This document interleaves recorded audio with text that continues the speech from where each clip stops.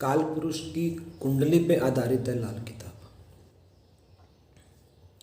वैदिक से हटके भी लाल किताब में कुछ ऐसे विषय हैं जिनको समझने में थोड़ा समय ज़रूर लगता है, परंतु बात समझ में आ जाने के बाद ये लाल किताब का जो विषय है बहुत ही इंटरेस्टिंग लगता है। लाल किताब में वैदिक से हटके कुछ ऐसी बातें हैं जैसे कि ग्रह फल के ग्रह, राशि फल के ग्रह। ग्रह फल के ग्रहों का अभिप्राय ये है जो ग्रह उपाय के काबिल ना हो।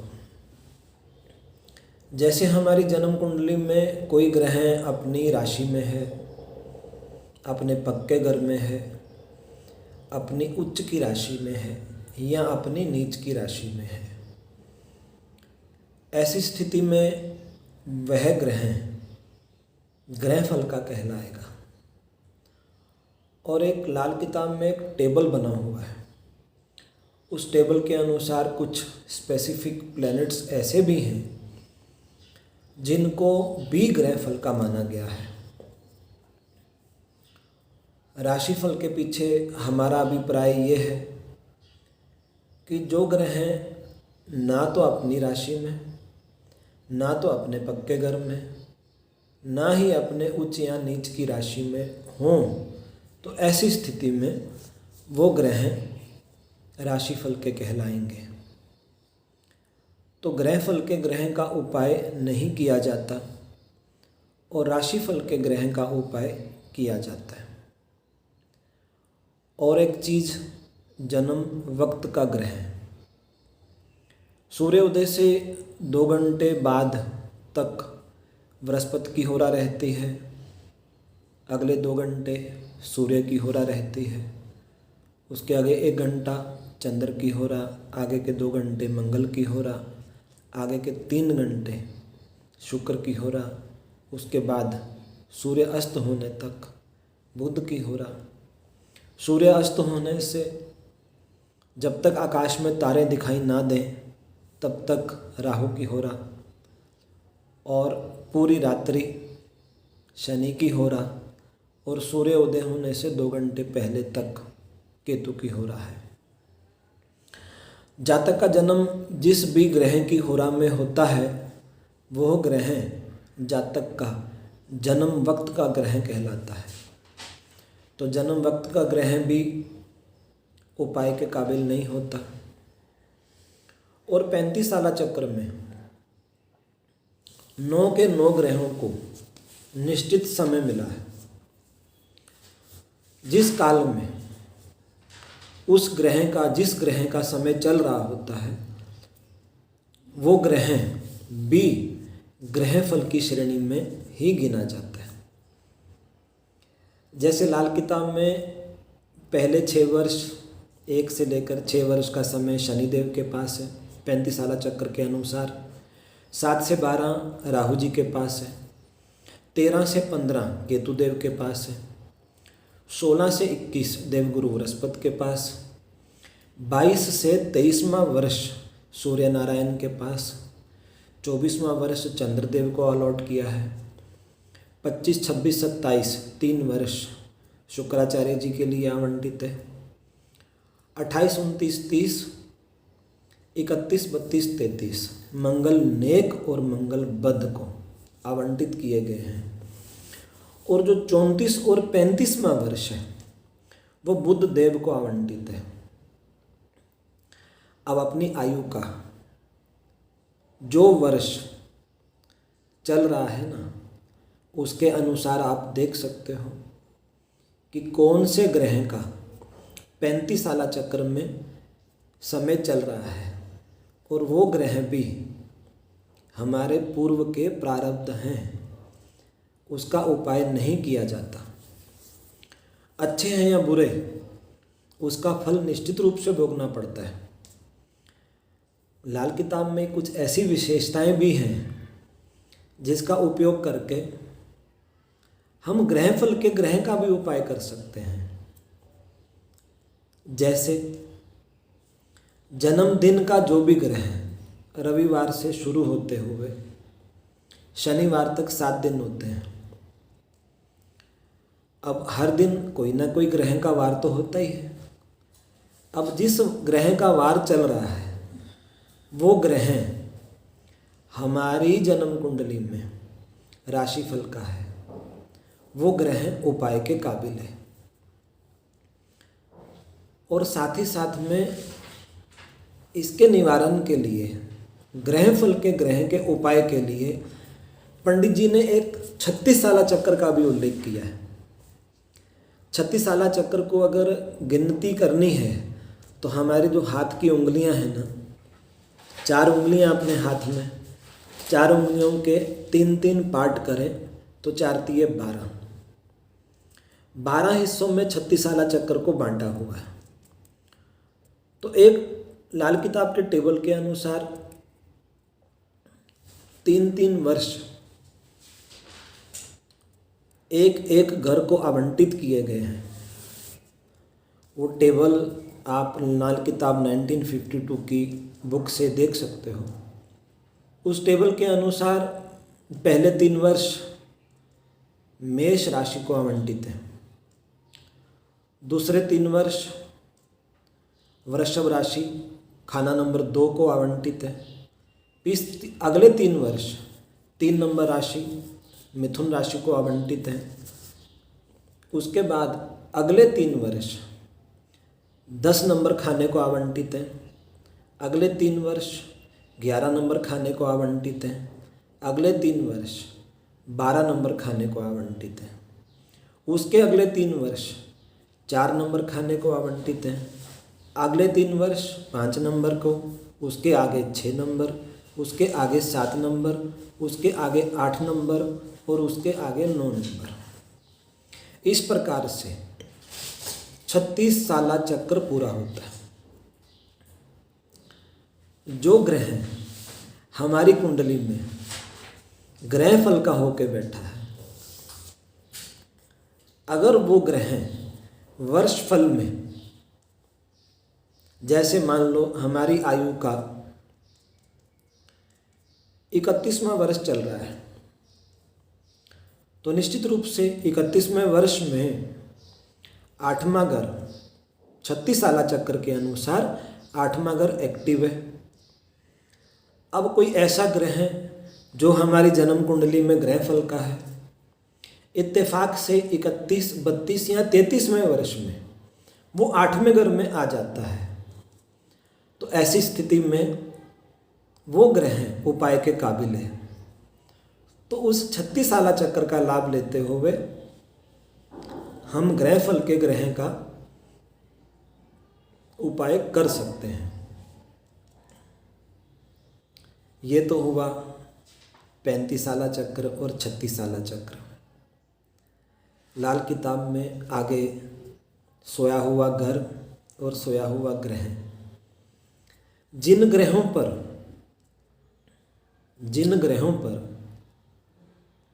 नहीं, जिन घरों पर ग्रहों की दृष्टियां नहीं जाती वो घर सोए हुए कहलाते हैं। लाल किताब में जो दृष्टि चक्र है ना, वो ग्रह नहीं देखते, लाल किताब में घर देखते हैं। लाल किताब का जो दृष्टि सिस्टम है बहुत विचित्र है, जिसमें 3 प्रकार की दृष्टियां कही गई हैं। एक तो 100% की दृष्टि, एक 50% की दृष्टि, एक 25% की दृष्टि। पहला और चौथा घर 100% की दृष्टि से 7वें और 10वें घर को देखता है। दूसरा घर 25% की दृष्टि से 6ठे घर को देखता है। तीसरा घर 50% की दृष्टि से 11वें और 9वें घर को देखता है। ऐसे ही दृष्टि चक्र तो थोड़ा बड़ा है। ऐसे ही कुछ ग्रहों के पास वक्र दृष्टि भी है। जिसका नाम है बुध और शनि। एकमात्र बुध और शनि ही ऐसे दो ग्रह हैं जिनके पास घातक दृष्टियां हैं, जिनकी मार जब पड़ती है ना, व्यक्ति को हिला देती है।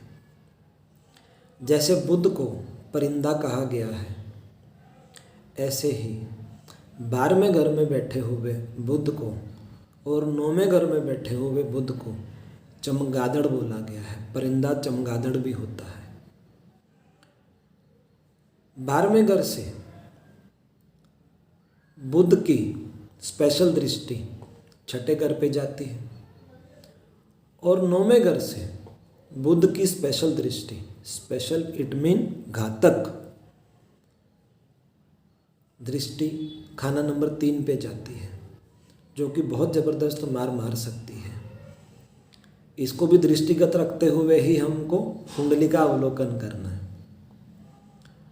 और खाना नंबर 6 में जब शनि होते हैं तो उल्टी दृष्टि से खाना नंबर 2 को भी देखते हैं। बस एक ही कंडीशन है, खाना नंबर 6 में शनि होना चाहिए बस। ये तो हुई लाल किताब की दृष्टि सिस्टम। ऐसे ही लाल किताब में जब पहले घर होते हैं 1 नंबर से 6 नंबर घर के ग्रहों को या घरों को अपन एक पार्ट में देखते हैं, जिसको लाल किताब में भाषा शैली में पहले घर कहा गया है।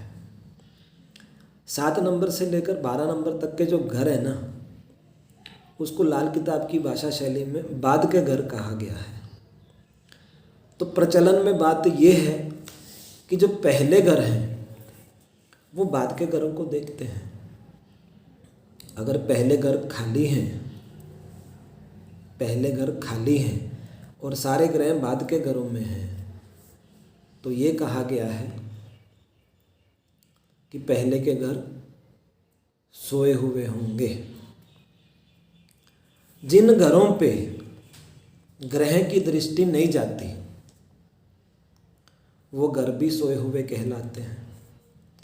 और जिन ग्रहों की दृष्टि में कोई दूसरे ग्रह नहीं होते वो ग्रह भी सोए हुए कहलाते हैं। समय के अंतराल में समय रहते ये 12 के 12 ग्रह स्वतः भी जग जाते हैं। अलग अलग समय अवधि में ये सोए हुए ग्रह अपने आप जग जाते हैं, सोए हुए घर भी अपने आप जग जाते हैं। पर कुछ केसेस ऐसे होते हैं जिनमें सोए हुए ग्रह स्वतः नहीं जगते, तो उनको जगाने के लिए भी लाल किताब ने कुछ सिद्धांत बताए हैं। उनका पालन करके हम सोए हुए ग्रहों को भी जगा सकते हैं। लाल किताब में कायम ग्रह हैं, बिन मुकाबिल के ग्रह हैं। कायम ग्रह का अभिप्राय ये है कि जो ग्रह अपनी स्वयं की राशि में, अपने उच्च की राशि में या अपने पक्के घर में बैठा है और उस पर किसी भी मैलेफिक प्लैनेट्स की दृष्टि नहीं आ रही और कहीं से भी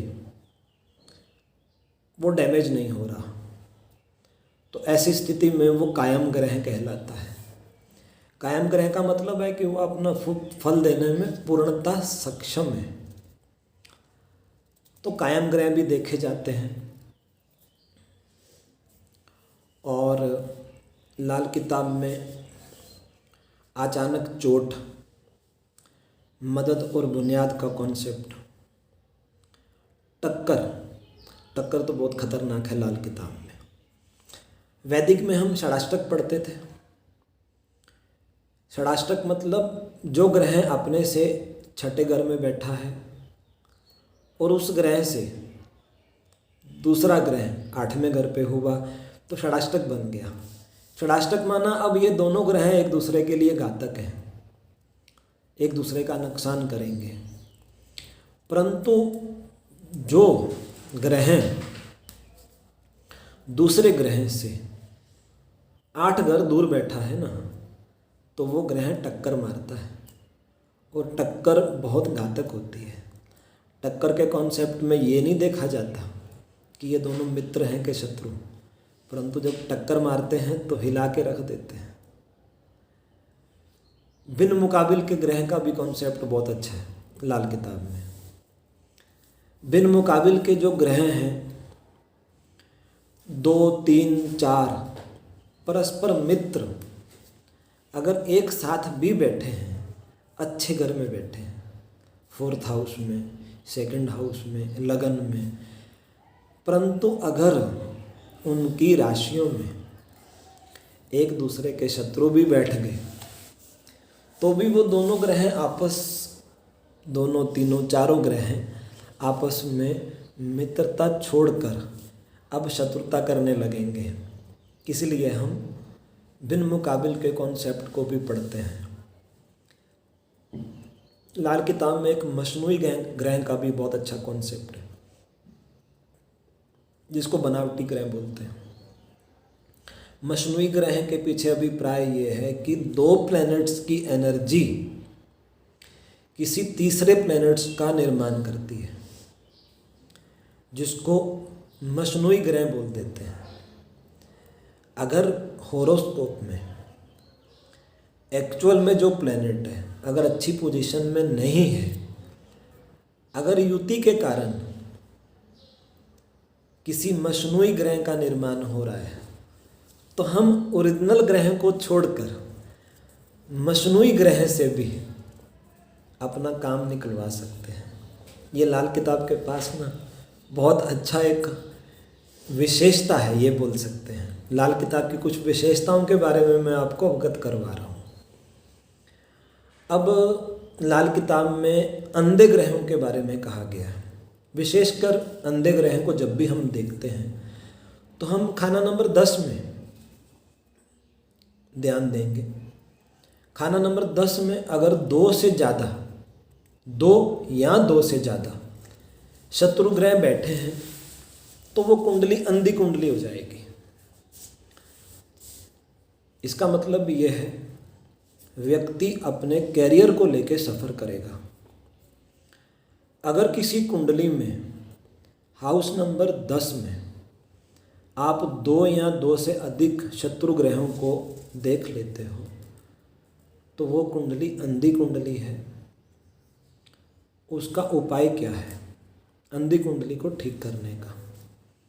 एक ही दिन में 10 जन्मजात अंधों को भोजन कराओ। ये पंडित जी ने बताया है, किताब का उपाय है।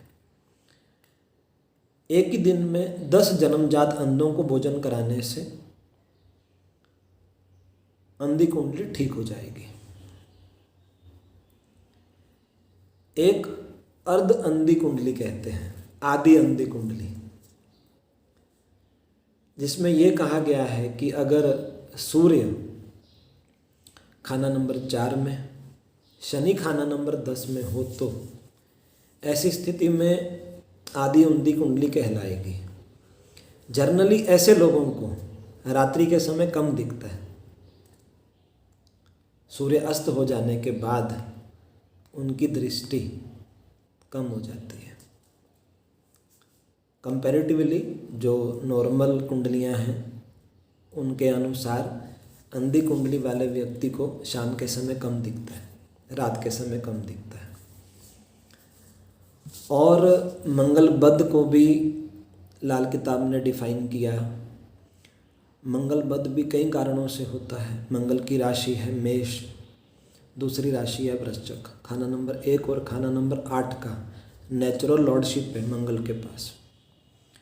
अगर खाना नंबर 1 और खाना नंबर 8 में मंगल के शत्रु बैठ जाएं तो मंगल बद हो जाता है। मंगल अगर 8वें नंबर घर में है तो भी मंगल बद माना जाता है। मंगल अगर 4थे नंबर घर में आ गया तो भी मंगल बद माना जाता है। और मंगल बद के कुछ प्रहार भी कहे गए हैं जिससे स्वतः ही मंगल बद कैंसिल हो जाता है। मंगल बद का प्रहार ये है कि अगर मंगल के साथ में चंद्र बैठ जाए, किसी भी घर में मंगल के साथ में चंद्र बैठ जाए तो मंगल बद स्वतः ही खत्म हो जाएगा। या खाना नंबर 3 में चंद्र बैठे तो मंगल बुध का प्रहार होता है। जब हम पूर्णता लाल किताब की कुंडली को अवलोकन करते हैं तो बहुत सारे पैरामीटर से देखना पड़ता है। कई जगह समझ आती है कि मंगल बुध कैसे हुआ और कई जगह समझ में आ जाती है कि मंगल बुध का प्रहार कैसे हो रहा है। तो विश्लेषण गंभीरता से होना चाहिए। लाल किताब में एक बहुत अच्छा कंसेप्ट है तोते की पैंती। तोते की पैंती का मतलब ये है कि तोता परिंदा है और हरा कलर है, तो मतलब बुध। और साथ ही साथ में 35 का अर्थ क्या है? तोते की पैंती का अर्थ ये है, पंजाबी की वर्णमाला में 35 अक्षर होते हैं। 35 अक्षर का मतलब ये है कि पंजाबी भाषा। तोते की पैंती का मतलब ये हुआ कि बुद्ध की भाषा। अब तोते की पैंती जब हम अप्लाई करते हैं ना लाल किताब के अनुसार, तो अपने को ये समझ में आती है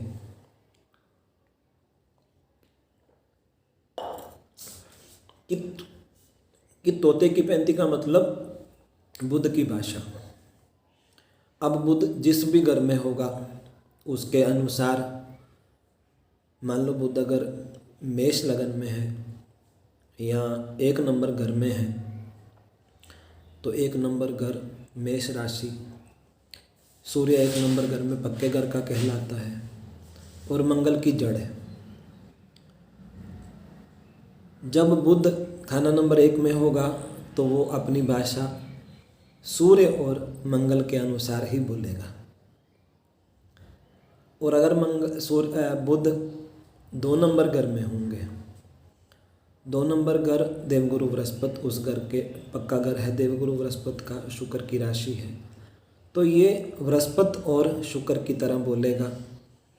इसी अनुसार लाल किताब में कॉन्सेप्ट है लटपट 35 चतुर सुजान कहो गंगाराम श्री भागवान। तो उसमें बता रखा है कि बुध किस घर में किस प्रकार से बोलेगा। परंतु क्या है कि 9वें घर के बुध को थोड़ी गंभीरता से लेती है लाल किताब। 9वें घर में जब बुध आते हैं ना तो बुध का भेद निकालना पड़ता है।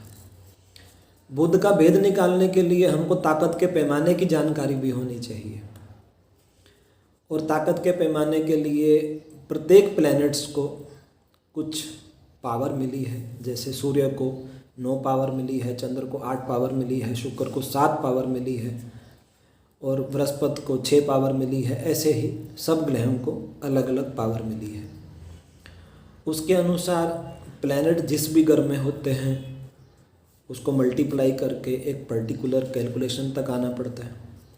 उस कैलकुलेशन को डिवाइड बाय 9 करना पड़ता है। जो शेष आता है वो जिस भी ग्रह की पावर होती है उसके अनुसार बुध अपना रोल प्ले करता है, ऐसा माना जाता है। तो तोते की पैंती भी बहुत अच्छा कंसेप्ट है लाल किताब में। बुध का भेद भी निकालना आना चाहिए। लाल किताब को जब हम पढ़ते हैं या लाल किताब के बारे में जब हम सुनते हैं तो ऐसा प्रतीत होता है कि शायद ये बहुत कठिन है, इसकी ग्रामर हम नहीं समझ पाएंगे, जबकि ऐसा बिल्कुल नहीं है। क्या होता है कि जब तक अपने को बेसिक फंडामेंटल क्लियर नहीं होते तब तक हम किसी भी विषय को नहीं समझ पाएंगे, भले वो कितना भी आसान क्यों ना हो। मूलतः लाल किताब जो है वो पंजाब से है और पार्टीशन से पहले ही इनकी 3 या 4 संस्करण आ चुके हैं और एक संस्करण 1952 में पार्टीशन के बाद रिलीज़ हुआ था। क्योंकि पंजाब हरियाणा जो है उस क्षेत्र में उर्दू भी काफ़ी प्रचलन में थी, तो ये लाल किताब उर्दू में लिखी गई है। और उर्दू के बाद वेणी माधव गोस्वामी ने इसको हिंदी में ट्रांसलेट किया, तो वो भी उसी साइड के थे, जिस कारण से बहुत सारे अल्फाज आज भी उर्दू में ही अंकित हैं। तो नया व्यक्ति जब भी पढ़ता है ना तो थोड़ा सा उसको एक मन में संदेह होता है कि शायद ये जो पुस्तक है सरल भाषा में ना होने के कारण हम इसको नहीं समझ पाएंगे।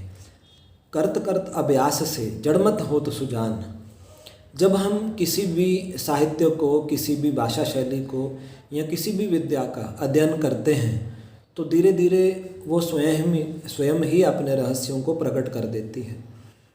तो होना ये चाहिए, अनावरत इस पुस्तक का अध्ययन होना चाहिए और इस पुस्तक के अर्थ को समझ के आप इस पुस्तक के साथ में एक रूपता स्थापित कर सकते हैं। नो डाउट कोई भी व्यक्ति जो अननोन है लाल किताब के लिए, या जिसके लिए लाल किताब पुस्तक अननोन है, वो भी लाल किताब सीख सकता है। अब लाल किताब में बहुत सारे कॉन्सेप्ट हैं। धोखे का कॉन्सेप्ट है, कुर्बानी के बकरे हैं।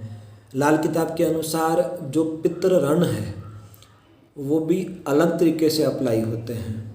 लाल किताब में जो वर्षफल बनता है उसको बनाने की भी टेक्निक वैदिक से बहुत हटके है। लाल किताब में धर्मी कुंडली कहलाती है। लाल किताब में मदद व बुनियाद का भी एक कॉन्सेप्ट है। लाल किताब में साथी ग्रह का कॉन्सेप्ट है। साथी ग्रह में बहुत अच्छी चीज़ बताता हूँ। साथी ग्रह को थोड़ा समझते हैं, अच्छा लगेगा सुनने समझने में। कोई भी दो शत्रु ग्रह, कोई भी दो शत्रु, जैसे सूर्य शुक्र का शत्रु है और शुक्र जो है वो भी सूर्य का शत्रु है। जब एक दूसरे के साथ में राशि परिवर्तन कर लेंगे, जैसे सूर्य खाना नंबर 7 में चले गए शुक्र की राशि में, या खाना नंबर 2 में चले गए शुक्र की राशि में, और शुक्र खाना नंबर 5 में आ गए सूर्य की राशि में, तो राशि परिवर्तन करते ही अब ये एक दूसरे से दुश्मनी छोड़ देंगे।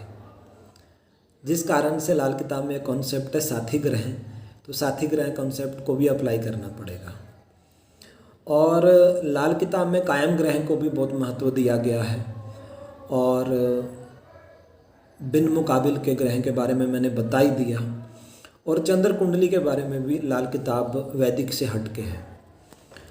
कायम ग्रह के पीछे जो अभिप्राय है वो क्या है? जो ग्रह अपने पक्के घर में, अपने उच्च के घर में, अपनी स्वयं की राशि में बैठे हैं, ऐसे ग्रह कायम ग्रह की श्रेणी में आते हैं।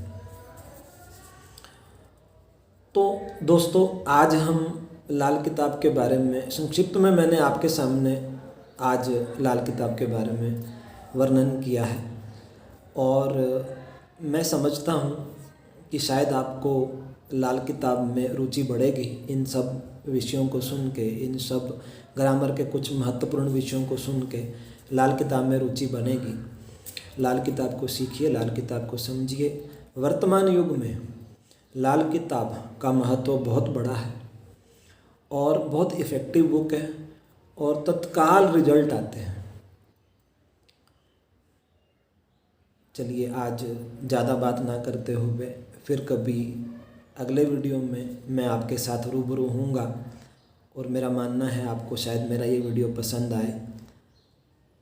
मिलते हैं किसी दूसरे वीडियो के साथ में। तब तक के लिए अपने भाई, अपने सखा, अपने बंधु राहुल सिंह का नमस्कार।